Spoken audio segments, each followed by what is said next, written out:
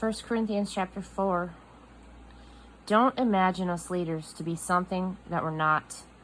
We are servants of Christ, not his masters. We are guides into God's most sublime secrets, not security guards posted to protect them. The requirements for a good guide are reliability and accurate knowledge.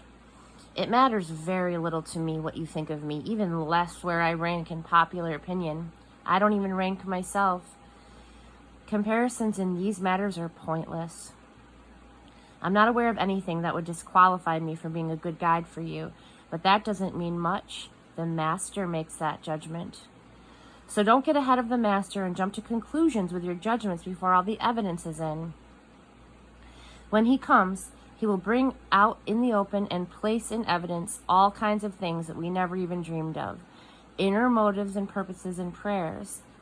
Only then will any one of us get to hear the well done of God.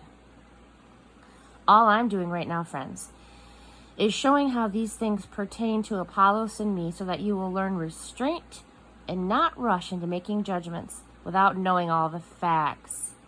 It's important to look at things from God's point of view. I would rather not see you inflating or deflating reputations based on mere hearsay. For who do you know that really knows you, knows your heart? And even if they did, is there anything that they would discover in you that you could take credit for?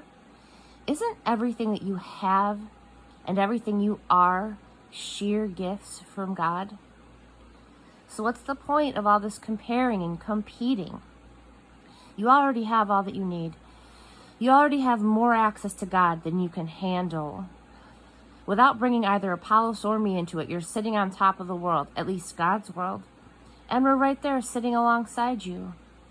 It seems to me that God has put us who bear his message on stage in a theater in which no one wants to buy a ticket. We're something everyone stands around and stares at like an accident in the streets.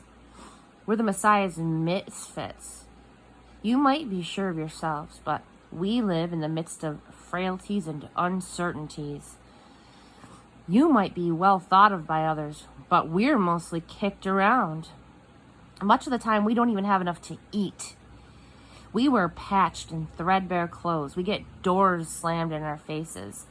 And we pick up odd jobs anywhere that we can eke out a living. When they call us names, they say, God bless you. When they spread rumors about us, we put in a good word for them. We're treated like garbage, potato peelings from the culture's kitchen, and it's not getting any better.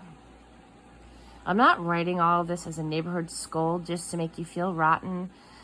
I'm writing as a father to you, my children. I love you, and I want you to grow up well, not spoiled. There are a lot of people around who can't wait to tell you what we've done wrong, but there aren't many fathers willing to take the time and effort to help you grow up. It was as Jesus helped me proclaim God's message to you that I became your father. I'm not, asking you to do anything I'm not already doing myself. This is why I sent Timothy to you earlier. He's also my dear son and true to the master. He will refresh your memory on the instructions I regularly give all the churches on the way of Christ. I know there are some among you who are so full of themselves they never listen to anyone, let alone me. They don't think I'll ever show up in person, but I'll be there sooner than you think, God willing. And then we'll see if they're full of anything but hot air. God's way is not a matter of mere talk, it's an empowered life. So, how should I prepare to come to you? As a severe disciplinarian who makes you toe the mark? Or as a good friend and counselor who wants to share heart to heart with you? You decide.